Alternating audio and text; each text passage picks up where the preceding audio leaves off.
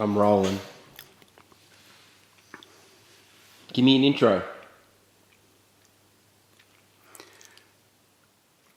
I don't know what to say. It's the Bedford.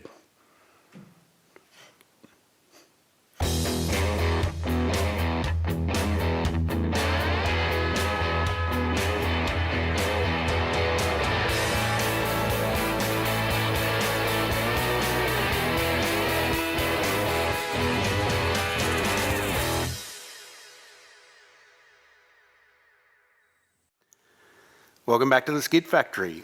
Last week we were down at the Gold Coast at Abbott Engines with our mate Robbie, screwing together this here 1500 horsepower Barra D-stroked engine. Well, we were watching Robbie do it anyway. So, 6 a.m. the next morning, Millsi turns up with the Bedford.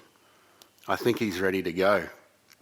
So we're going to fit this here engine into that there Bedford and add a few more bits and pieces. There were a lot of comments on the video last week about the Bedford crumbling and folding in half with 1500 horsepower engine inside it. I was going to say in front of it, but it's actually inside it. But that's not going to happen. She's had a lot of work done to her since it left here, and we're going to show you why. You'll notice the bench seat in the back, complete with all the seat belts required. That's for Millsi's kids to sit in. These bars, they're not there for Millsi's kids to play monkey bars when he's at the traffic lights. That is a very comprehensive roll cage. Like 50 point or what? I don't even want to count them. It's got a removable front section, removable side bars. It was all built by Millsi's brother, David, who owns Miller Chassis down in Sydney. Really nice work, and pretty much probably have to be a relative of Millsi to think that this is a normal thing to do, but here we are. The seat mounts have been changed. They now will house both BRZ or 86 seats and also Kirky race seats for race day. So Millsi likes a bit of comfort when he's not racing the van, when he's got his plastic cover going to his mowing jobs. Pretty sure the mower still fits in the back. I don't know if we ever showed this either. This is the dog house or the engine cover. That was hand built by Matt Tomasini, our buddy with the twin turbo LS R32 Skyline. There's a lot of work in that, and it fits real nice. It has been modified by David, Millsi's brother, to mount a different shifter and a chute mount, I think. So a few things have changed there. Underneath, there's a whole heap more going on. Let's have a look.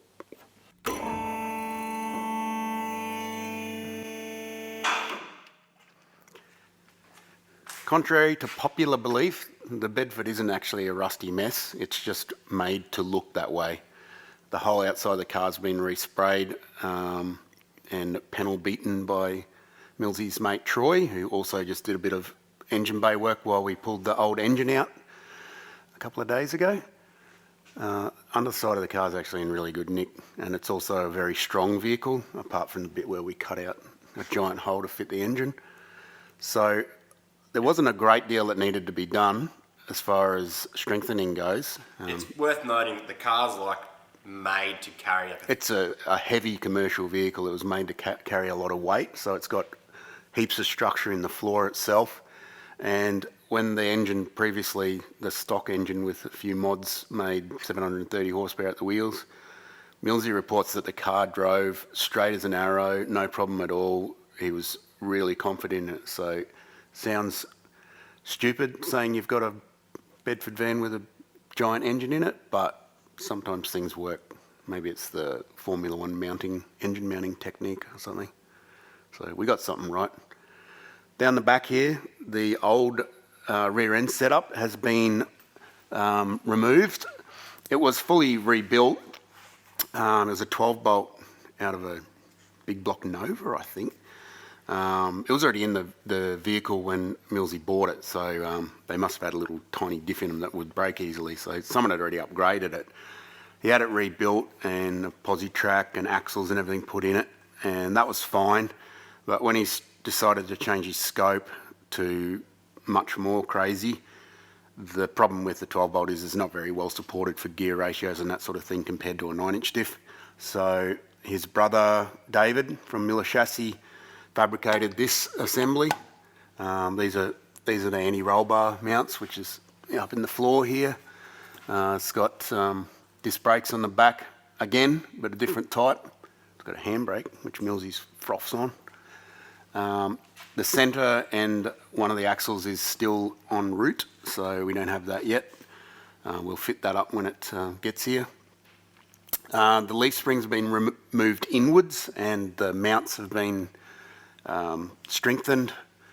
I think they took one leaf out of the factory leaf pack, so it's all standard other than that. Standard as a Barra-powered Bedford gets. How cool are these wheels though? They are cool. Weld magnet? No? I don't know what they are actually. They look like modern Convo Pros almost. I don't know. 275 ET streets, as you normally require on a Bedford van. All the fabrication work's pretty much been done by David on the old engine. So it's got a 4-inch stainless exhaust. He's built a whole new exhaust manifold, etc., etc. It's all been mostly done. So our job's pretty easy in this case. We basically just got to get the new engine, stick it on the cross member, bolt it back in, which is pretty easy. We did that 10 times when we were doing the job in the first place. The ZF box is gone. It was okay for what it was doing previously, but they're not really known for handling 1500 horsepower engines. So we've had a new box built by Hughes. It is a 4L80. It's not an E because it doesn't have electronics anymore. It's a manually shifted 4L80 with the entire inside of it replaced with really high-end stuff. It's got a billet valve body with short passageways, so it'll change gears at high RPM fast, and all the other good stuff. And massive thanks to Pete at Hughes for organising that. Always an excellent product, and they're a big supporter of the Barra platform, so anywhere in the world, if you want a really nice box that does the job, Hughes is the place to be. So thanks, guys. We've got to fit that up after we put the engine in, and we've got to make a new mounting system for it, which may not be that easy considering the mount is above the gearbox, and I'm pretty sure they don't normally mount that way in anything Chevrolet or GMC. So that'll be a bit of fun. We'll work that out when we get there. I think the tail shaft will be about this long, so I suppose that's less to break. Shout out to the Hoff and Wendy. Other major changes we're going to make to it, other than what's already been done, is we're going to completely rewire it. Millsi's keeping his old engine because he probably has some other car that he wants to put it in. I think he said he was going to put it in like a Ford Laser or something. No, I think it was, Laser Carla Zambatti edition. Carla Zambatti? Like an 84 Laser, yeah. It was his missus' first car, I think. Just Millsy things. Yeah. Sounds mint. Anyway, he's keeping all the old ECU and everything, the plug-in that we originally fitted to it, and keeping it with that engine. And we're going to put a Haltech Nexus R5 in this Bedford, and it's going to run everything, the entire car, lights, the whole works. So the R5 is a ECU, like a very high-end ECU with heaps of ins and outs, but it's also a PDM, so a power distribution module. So you can run headlights, everything, fans, a whole lot, just runs straight out of the one box. So I'm pretty excited about that because I haven't actually ever done anything with one. It's a relative new product, mostly used on crazy high-powered drag cars, which I guess that's what this is. It fits the criteria. Yeah. So, and it's also old and got shit wiring, so that's going to sort all that out. So we're keen to get a hold of that.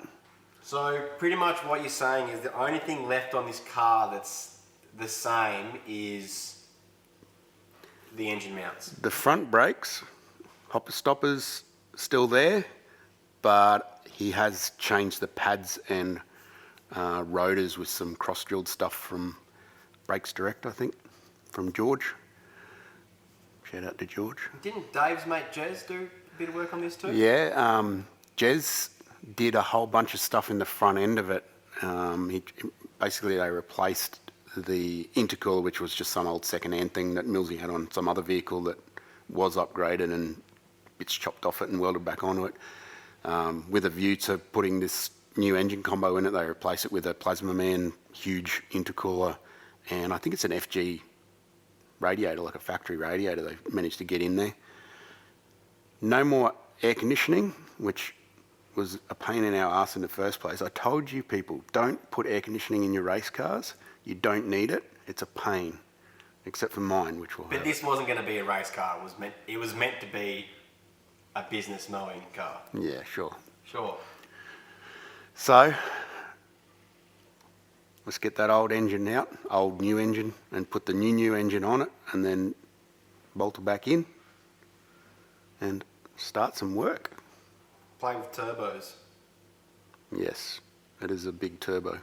It's quite heavy. We'll have a look at all that gear once we get the engine in. Let's do it.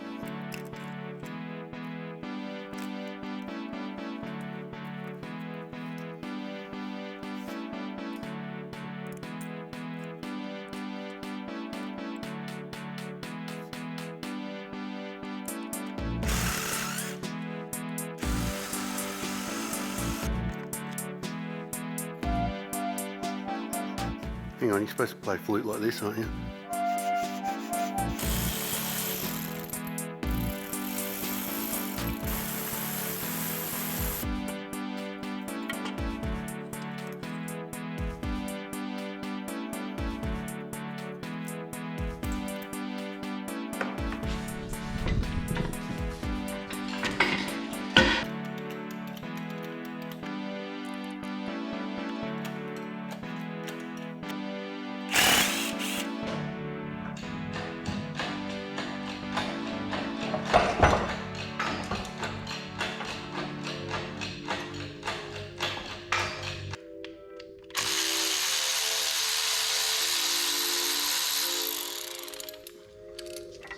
There's always that one thing that you forget. Strain testing.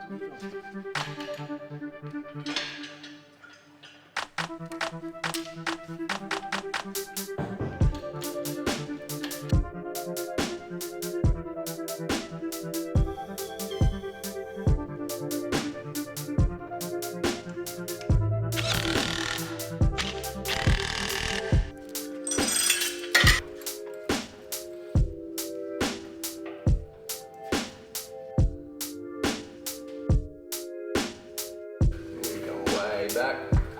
Yeah.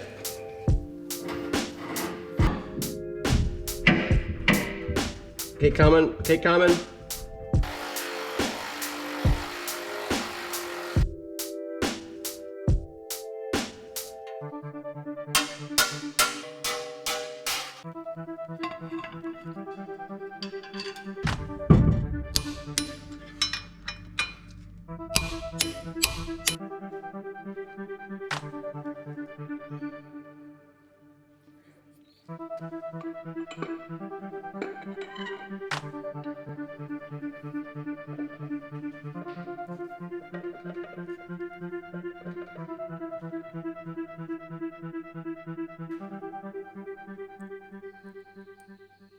The engine's in there, was no big deal. We've done it plenty of times, I think. And this time we didn't have to fabricate things on the way past, so bolted straight in. It actually sits there by itself and leans forward just for the engine mounting position and the balance of the engine, so that's good.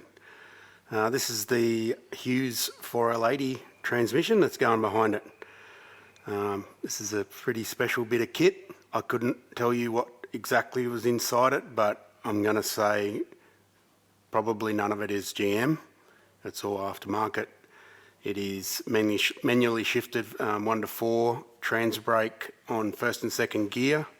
No electronics except for the trans brake solenoid. It's got a steel bell housing for, I don't know, what would it cut up? It'd probably miss you altogether. It'd hit the passenger. Not even required. Safety thing. So it's a spun steel bell housing, pretty heavy duty bit of kit. It's got a Pro SSX converter from Hughes. They're the duck sauce, as it were. Isn't it Duck's Guts? Duck sauce. That's a band. Sauce. That's a hip hop. No, EDM group. Sure. Barbara Streisand.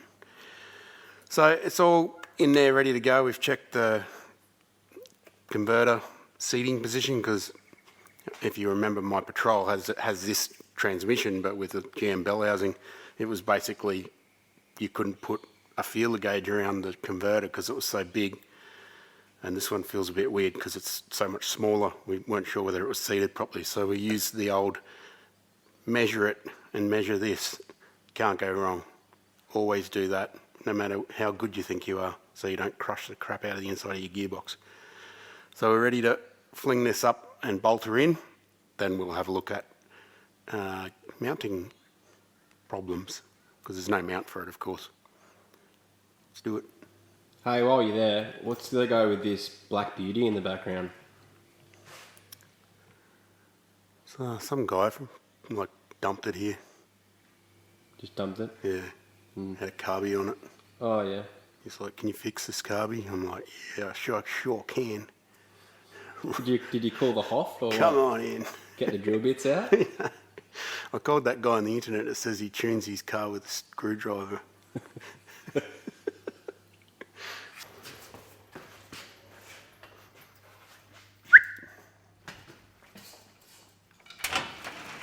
Come on. What up, big dog? Rumby. Hey. Go forward. Go up. How's that? Yeah, it's not going to be that far up.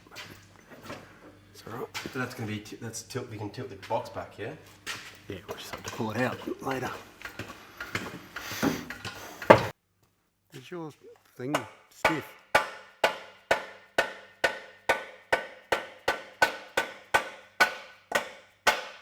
Yeah, this that. Oh, that's right. The bloody on the things dowel. hang out too far. What hangs out? The dowels are too long and you've got to yeah. cut them off. Derp.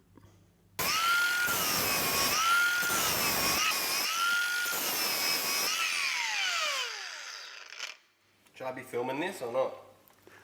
Yeah, why not? Isn't that what we do? Yeah, you just throw sparks everywhere. I just want. That's what happens when you grind things. Oh yeah. Yeah, so now go the other way. Go up. Yep, that's it.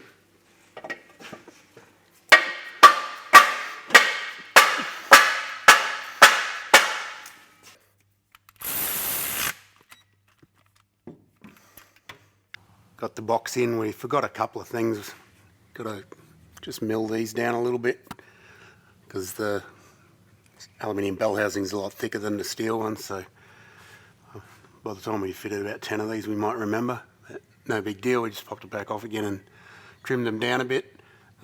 We also forgot that you need specific bolts, so I've only got a couple of bolts holding it in at the moment. Just these ones here are the heads of the Ford bolts are too big. They've got big, like 19mm heads on them, so we'll grab some bolts from the bolt shop and bolt her up properly and bolt the converter on and stuff.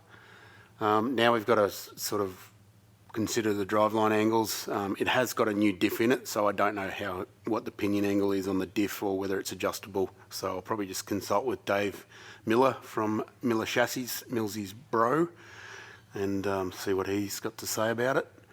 We've got heaps of movement up and down with the engine, so we can change everything a lot. It's actually pretty easy to work on under here, so it's not too bad in that regard. We should be able to just use our original mount, our eyelet mount up there. You're blocking your own light. That's all good. I got it.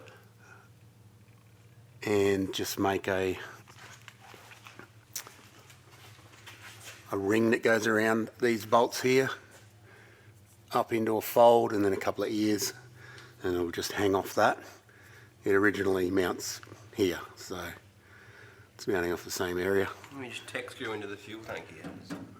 Straight across. Yeah. Fuel tank to battery. Yeah, that'll Sorted. work. That's how some may do it, but I don't think we'll do it that way. No. I reckon that's all we got for this week. You reckon? We got a bit to organise before next week. We'll make some mounts, bolt some stuff on, add some big turbos and whatnot.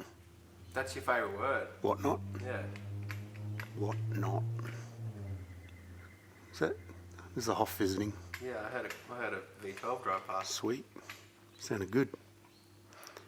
We're going to go grab a couple of lemon squashes with Geordie and Cassidy and have a weekend. Thanks for watching. Hang on. Check out the merch store. You can have a weekend. I've got to edit. Oh, you can. Woody's going to edit. I'm going to have a weekend. Got heaps of these Allied performance projects, new design shirts. We got pullover jumpers, hoodies, all that stuff. You can only look gangster in a hoodie every now and then again. If you're going to visit your grandma, you've got to put a pullover on because you look like a college student. So, got to keep both options open. See you next week. Thanks for watching.